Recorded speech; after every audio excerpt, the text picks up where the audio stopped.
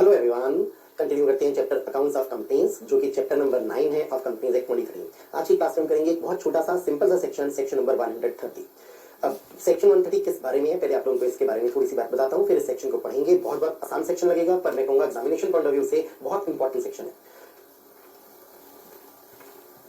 Section number 130, इसमें हम कुछ ऐसी बातें पढ़ेंगे कि आप एक कंपनी हो और आप कर रहे हो अपनी बुक्स को रीओपन, तो इसे हम बोल देते हैं reopening of books of account. जो आपकी बुक्स ऑफ अकाउंट है उन्हें रीओपन किया जा रहा है, क्यों किया जा रहा है, किसके कहने पे किया जा रहा है, ये सारी बातें इसमें हम डिस्कस करेंगे। जब आप रीओपन करोगे अपनी बुक्स ऑफ अकाउंट को, तो हम कहेंगे इसकी वजह से रिवीजन होगा, या हम कह सकते हैं रीकास्ट किया जाएगा आपकी फाइनेंशियल स्टेटमेंट को। और ऐसी बात हमें लिखी मिल जाएगी फाइनेंशियल स्टेटमेंट को, मैं कह सकता हूँ एक सब्स्टिट्यूट लिख देते हैं यहाँ पर, जब वर्ड्स लिखे गए तो उसमें लिख दिया गया अकाउंट्स को। अब अगर आप देखोगे वर्ड्स एज सच, तो आप सब्स्टिट्यूट की तरह भी यूज कर सकते हो। फॉर एग्जांपल अगर हमें बोला जाए हमने फाइनेंशियल स्टेटमेंट्स को क्या किया, आप प्रॉपर वर्ड तो है रीकास्ट किया, या हम कहेंगे फाइनेंशियल स्टेटमेंट्स को रिवाइज किया, तो रिवीजन किया। लेकिन अगर आप सपोज ये भी वर्ड लिख देते हो इस तरीके से कि हमने रिवीजन वर्ड ना लिखकर रीओपन किया अपनी फाइनेंशियल स्टेटमेंट्स को, गलत तो ये भी नहीं है, पर अगर आप कॉमन सेंस से सोचोगे, मैं कहूंगा बहुत अच्छी बात नहीं दिखती रीओपनिंग ऑफ फाइनेंशियल स्टेटमेंट्स, बिल्कुल नहीं, मुझे ये ज्यादा अप्रोप्रिएट नहीं लगता। ये गलत नहीं बोल रहा मैं, पर कहूंगा नॉट अप्रोप्रिएट। रीओपन किसे किया जाता है, बुक्स को रीओपन किया जाता है। तो जब मैं वर्ड यूज कर रहा हूं रीओपन, तो किसके लिए कर रहा हूं, बुक्स ऑफ अकाउंट के लिए। और बुक्स ऑफ अकाउंट को रीओपन किया, इस अंदर बुक्स ऑफ अकाउंट जो पुरानी बनी हुई थी किसी पुराने फाइनेंशियल ईयर की, हमने उन्हें रीओपन किया, उनमें कुछ चेंजेस किए और अब फाइनेंशियल स्टेटमेंट्स को दोबारा से बनाया। तो उसी को आप कह सकते हो अकाउंट्स को दोबारा से बनाया। जब दोबारा से बनाया तो इसके लिए वर्ड यूज हुआ रीकास्ट किया, या हम कह सकते हैं रिवीजन किया। तो रिवीजन वर्ड और रीकास्ट वर्ड बहुत अच्छे फिट होंगे इस फाइनेंशियल स्टेटमेंट के साथ में, या आप कह दो हमने अकाउंट्स को रिवाइज किया, अकाउंट्स को रीकास्ट किया। लेकिन जब बात आती है बुक्स ऑफ अकाउंट को क्या किया, तो मैं कहूंगा बुक्स ऑफ अकाउंट को हमने रीओपन किया। अब हमें ये वर्ड्स यूज करने होंगे 130 में, रीओपन भी, रिवीजन भी और रीकास्ट भी। हम एक सिचुएशन को कंसीडर करते हैं। मान लेते हैं सिचुएशन ऐसी है, कोई पर्टिकुलर फाइनेंशियल ईयर चल रहा है, मान लेते हैं फाइनेंशियल ईयर चल रहा है सपोज 1920। इस पर्टिकुलर फाइनेंशियल ईयर में कोई भी डेट ले लेते हैं, मान लेते हैं कोई डेट चल रही है 1 दिसंबर 2019 की, ये बात है जो इस फाइनेंशियल ईयर में फॉल करती है, डेट मैंने बोल ली। इस पर्टिकुलर दिन किसी कोर्ट के सामने, किसी ट्रिब्यूनल के सामने, ट्रिब्यूनल कौन होगा, हम कहेंगे ट्रिब्यूनल तो होगा वही national company law tribunal NCLT, जिससे हम ट्रिब्यूनल बहुत बार पढ़ चुके हैं।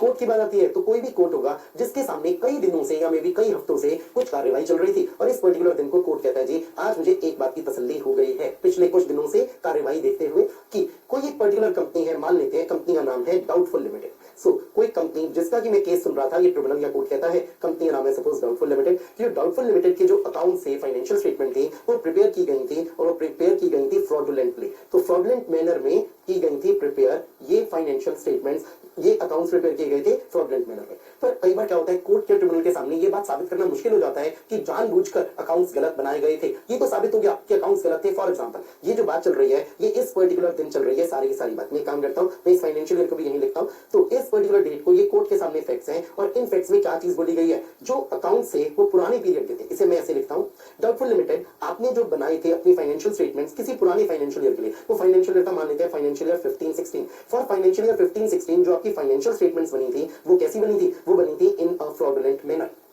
जब कोर्ट को तसल्ली हो जाती है कि फ्रॉडुलेंट मैनर में बनी थी, तो कोर्ट चाहेगा ये फाइनेंशियल 15-16 की अकाउंटिंग दोबारा से हो, और अकाउंटिंग दोबारा से हो इसके लिए क्या किया जाएगा, कोर्ट कहेगा कि जो बुक्स ऑफ अकाउंट बनाई गई थी इस पुराने पीरियड की, पुराना पीरियड कौन सा है, फाइनेंशियल ईयर 15-16, तो books of account for financial year 15-16, in books of account को क्या किया जाए, इन्हें किया जाए रीओपन।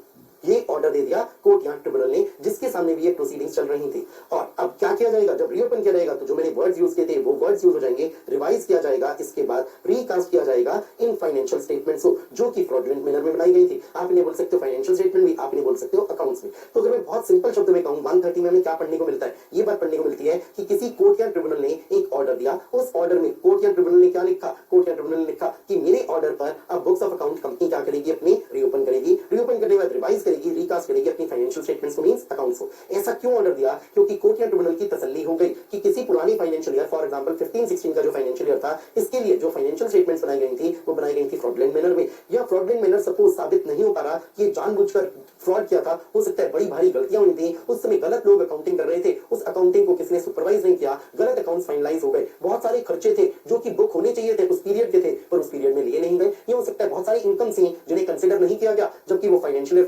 16 की इनकम थी, तो हो सकता है प्रॉफिट लॉस में बड़ी गड़बड़ है। तो अगर ऐसी बात साबित हो जाए कि अकाउंट्स में गड़बड़ तो थी पर किसी ने जानबूझकर फ्रॉड नहीं किया था, हम कहेंगे मिसमैनेज हुए थे इस कंपनी के अफेयर्स। और क्योंकि मिसमैनेज हुए थे और इसीलिए इस मिसमैनेजमेंट की वजह से डाउट आ रहा है किस बात पर, रिलायबिलिटी ऑफ फाइनेंशियल स्टेटमेंट्स पर। रिलायबिलिटी ऑफ फाइनेंशियल स्टेटमेंट्स पर डाउट का मतलब हुआ कि जो फाइनेंशियल स्टेटमेंट्स बन चुकी थी, फाइनलाइज हो चुकी थी इस पुराने पीरियड की, उन पर एक सवाल उठ रहा है कि क्या वो सही से बनी थी या नहीं बनी थी। तो कोर्ट ऑर्डर देकर कहता है रीओपन करो, इसमें पुरानी चीजों की जांच करो और अगर लगता है कि बुक सही से नहीं बनी थी, मिसमैनेज था, कंपनी के अफेयर्स मिसमैनेज हुए थे, डाउट आ रहा है रिलायबिलिटी पर, तो इसे चेक किया जाए और बुक्स को रीओपन करके करेक्ट किया जाए, रेक्टिफिकेशन एंट्रीज पास की जाए और उसके बाद रिवाइज किया जाए, रिकास्ट किया जाए इन फाइनेंशियल स्टेटमेंट्स को। ये मैं कह सकता हूं एक समरी हो गई है इस सेक्शन नंबर 130 की। चलिए अब बात आती है कोर्ट या ट्रिब्यूनल के पास कौन जाएगा जिससे कोर्ट या ट्रिब्यूनल इस बात पर जांच पड़ताल करे और ये ऑर्डर से हम कहेंगे हमें यहाँ पढ़ने को मिल जाएंगे 5 लोग। तो आपके पास कोर्ट या ट्रिब्यूनल कोई व्यक्ति एक एप्लीकेशन लेकर आएगा, जिस एप्लीकेशन में वो व्यक्ति कहेगा जी कि पुराना कोई फाइनेंशियल ईयर था, सपोज 15-16, उसकी अकाउंटिंग सही से नहीं हुई है, फ्रॉडुलेंटली हुई है या अफेयर्स मिसमैनेज हुए थे जिसकी वजह से डाउट आ रहा है on reliability of financial statements. तो ये 5 लोग हम यहाँ पर पढ़ेंगे जो एप्लीकेशन लेकर जाएंगे कोर्ट या ट्रिब्यूनल के पास।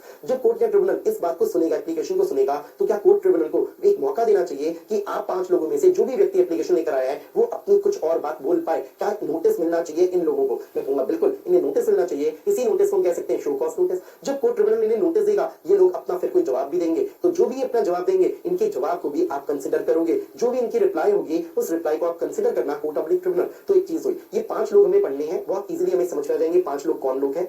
ये 5 लोगों में से जिसने भी एप्लीकेशन दी है उसकी एप्लीकेशन को कोर्ट या ट्रिब्यूनल सुनेगा। कोर्ट ट्रिब्यूनल एप्लीकेशन सुनने के बाद इन्हें नोटिस देकर बताए बोलेगा कि क्या तुम्हें कुछ और भी कहना है। अगर ये कुछ और भी कहेंगे इनकी रिप्लाई को कंसिडर करेगा, फिर कोर्ट या ट्रिब्यूनल अपना ये ऑर्डर पास करेगा कि क्या बुक्स ऑफ अकाउंट को रीओपन करने की आवश्यकता है या नहीं है। कब आवश्यकता है? अगर फ्रॉडलेंट मैनर में ये बुक्स ऑफ अकाउंट बनाए गए थे या affairs of the company mismanage हुए थे किसी पास पीरियड के और इस वजह से डाउट आ रहा है।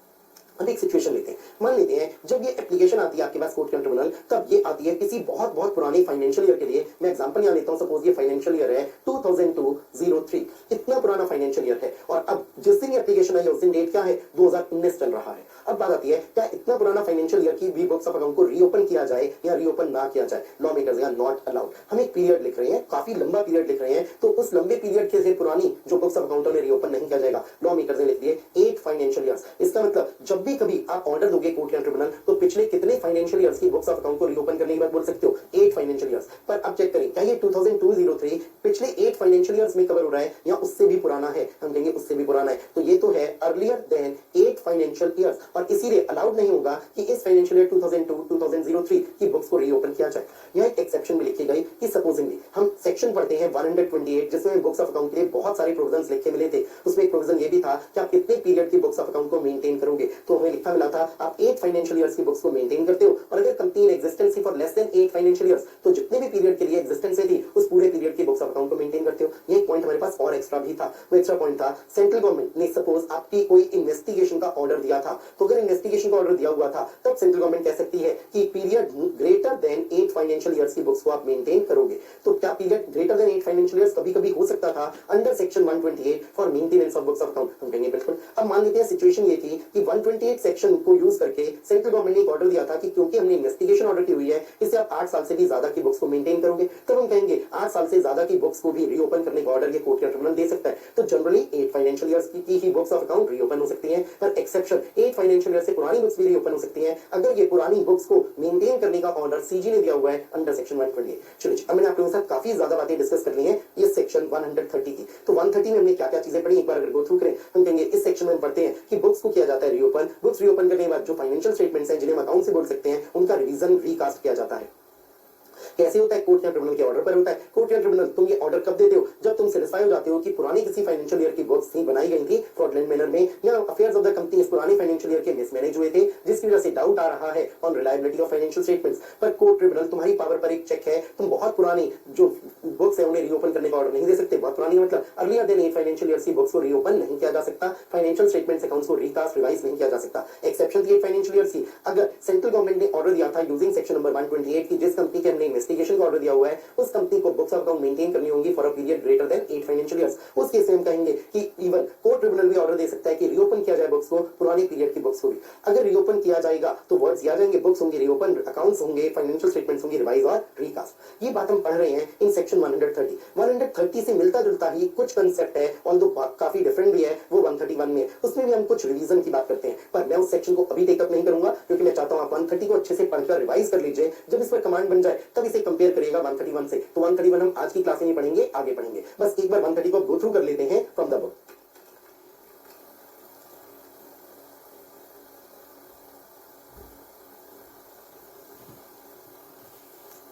सेक्शन नंबर 130 मैंने आपको लगभग सारी चीज बताई है, बस मैंने आपको कहा था 5 लोग हैं जो कि एप्लीकेशन दे सकते हैं कोर्ट ट्रिब्यूनल में। अब वो 5 लोग कौन है उनको पढ़ते हैं। Central government, SEBI, income tax authorities, कोई भी अदर स्टैट्यूटरी रेगुलेटरी बॉडी और अथॉरिटी। अब इसके तो बहुत बार एग्जांपल्स हम बोल चुके हैं, इंश्योरेंस सेक्टर के लिए IRDAI, टेलीकॉम सेक्टर के लिए try etcetera, any person concern. अब ये वर्ड्स कहीं भी डिफाइन नहीं है, तो मैं कहूंगा जो भी व्यक्ति साबित कर दे कि मैं कंपनी से जुड़ा हुआ हूं, मेरा इस कंपनी में कुछ इंटरेस्ट है, तो आप ये साबित कर सकते हो। मेरे हिसाब से एनी पर्सन कंसर्न में कवर हो जाएगा कंपनी का कोई भी डायरेक्टर, कंपनी का कोई भी मेंबर, कंपनी का कोई भी क्रेडिटर, ये तो पक्का कवर हो ही जाएंगे। इनके अलावा भी क्या कोई व्यक्ति कवर हो सकता है, हम कहेंगे फैक्ट्स ऑफ द केस पर डिपेंड करेगा। अगर आप साबित कर सकते हो आपको कंपनी से कोई मतलब है तो आप कहलाओगे एनी पर्सन कंसर्न। तो इन 5 में से कोई भी व्यक्ति एक एप्लीकेशन देता है कोर्ट ट्रिब्यूनल को, और वो क्यों एप्लीकेशन दे रहा है, उसका मकसद है वो चाहता है कोर्ट या tribunal order they they reopening of books of account का।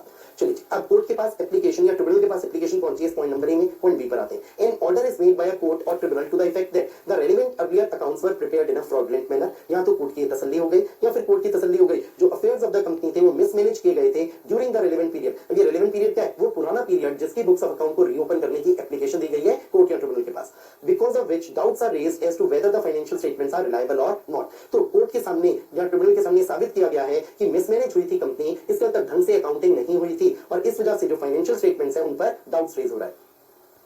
Before passing any order, the court or tribunal shall give notice to। अब जब आप पढ़ते हो इस सेंटेंस को, नोटिस टू के बाद सपोज आप सीधा इन वर्ड्स को पढ़ लो, नोटिस किसे दिया जाएगा, नोटिस दिया जाएगा इन्हीं 5 लोगों को। इसका मतलब जो व्यक्ति एप्लीकेशन लेकर आया है उसे अपनी बात कहने का मौका मिलना चाहिए। इवन यहाँ एक और सिचुएशन को भी कंसीडर करते हैं। मान लेते हैं एप्लीकेशन दी है सेंट्रल गवर्नमेंट ने, पर कोर्ट ट्रिब्यूनल कहता है जी मैं तो नोटिस दूंगा सेंट्रल गवर्नमेंट को भी और इवन बाकियों को भी, चाहे बाकियों ने एप्लीकेशन नहीं दी थी। मैं कहूंगा बिल्कुल सही बात है भाई, हर किसी को अपने रिप्रेजेंटेशन देने का मौका मिलना चाहिए। तो एप्लीकेशन हो सकता है इन 5 में से कोई एक दे, लेकिन कोर्ट आप नोटिस किसे दोगे, इन 5 को नोटिस दे दोगे। चलो नोटिस दिया, जानकारी दी आपने कोर्ट या ट्रिब्यूनल, जिससे 5 में से कोई भी व्यक्ति अगर कोई अपना रिप्रेजेंटेशन देना चाहता है रिप्रेजेंटेशन दे पाए। अच्छी बात है आप लोगों के लिए, ये सेम 5 लोग हैं, कोई भी फर्क नहीं है। नाउ अब अगली बात, अगर नोटिस दिया कोर्ट आपने सेबी को, सीजी को, एक्सेट्रा इन सबको, इनमें से किसी ने अपना कोई जवाब भेजा, तो जो जवाब भेजा उसे आप रिप्लाई कह सकते हो, इसे आप कह सकते हो रिप्रेजेंटेशन भेजा। जिसने भी अपना रिप्लाई रिप्रेजेंटेशन भेजा, क्या कोर्ट आप उसे ध्यान में रखना, मैं कहूंगा बिल्कुल ध्यान में रखना। कोर्ट या ट्रिब्यूनल आप अपना ऑर्डर पास करो कि बुक्स को रीओपन किया जाए या रीओपन ना किया जाए, ये बोलने से पहले इस रिप्लाई रिप्रेजेंटेशन को ध्यान में रखना। ऑल्दो कोर्ट या ट्रिब्यूनल तुम बाउंड नहीं हो, इसने कहा shall take into consideration.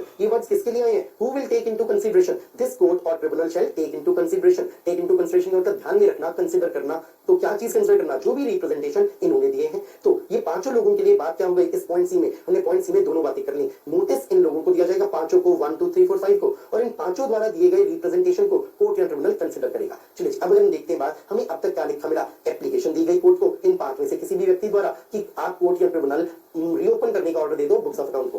Point number B में हमने कहा कोर्ट या ट्रिब्यूनल को अगर तसल्ली हो गई कि कुछ गड़बड़ थी अकाउंटिंग में, इसका मतलब या तो फ्रॉडुलेंट मैनर में बनाए गए थे या फिर जो अफेयर से मिसमैनेज हुए थे, जिसकी वजह से डाउट्स रेज किए जा रहे हैं कि क्या फाइनेंशियल स्टेटमेंट्स रिलायबल है या नहीं है। लेकिन बी पॉइंट में जो ऑर्डर है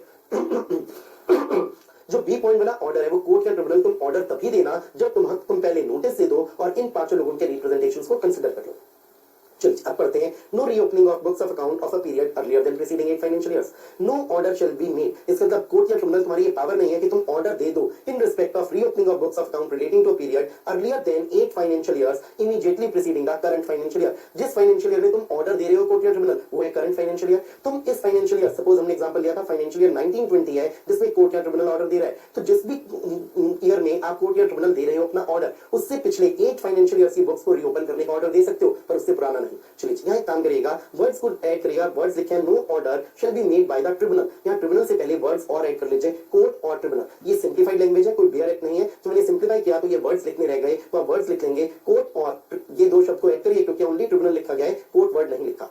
चलिए however where a direction has been issued by CG under section 128 that the company shall keep the books of account for a period longer than 8 years. तो अगर सीजी का ऑर्डर आया था, ये मैं अभी डिस्कस कर चुका हूं, सीजी ऑर्डर ऐसा कब दे पाती है कि 8 साल से भी पुरानी बुक्स रखो, जब सीजी ने कोई इन्वेस्टिगेशन ऑर्डर की होती है। तो अगर सीजी ने कहा हुआ है कि आप लॉन्गर देन 8 इयर्स की रखो बुक्स संभाल कर, तो बुक्स ऑफ अकाउंट में be order to be reopen within such longer period. तो अगर सीजी ने आपको 10 साल की बात बोली हुई है, 10 साल की बुक्स को रखो, तो आप 10 साल तक की बुक्स को रीओपन करने का ऑर्डर दे पाओगे कोर्ट ऑफ ट्रिब्यूनल।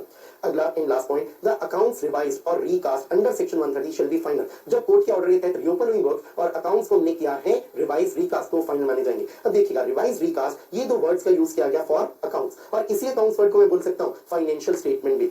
तो फाइनेंशियल स्टेटमेंट या अकाउंट्स एक ही बात हुई, और फाइनेंशियल स्टेटमेंट अकाउंट या अकाउंट्स को क्या किया जा रहा है, रिवाइज रिकास्ट। सॉरी।